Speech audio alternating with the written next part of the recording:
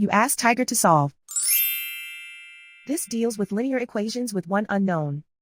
The final result is n equals -1. Let's solve it step by step. Simplify the expression. Group like terms. Simplify the arithmetic. Combine like terms. Group all constants on the right side of the equation. Add 1 to both sides.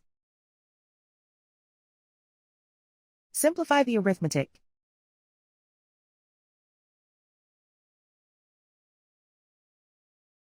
Convert the n into a positive number. Multiply both sides by -1. Remove the ones.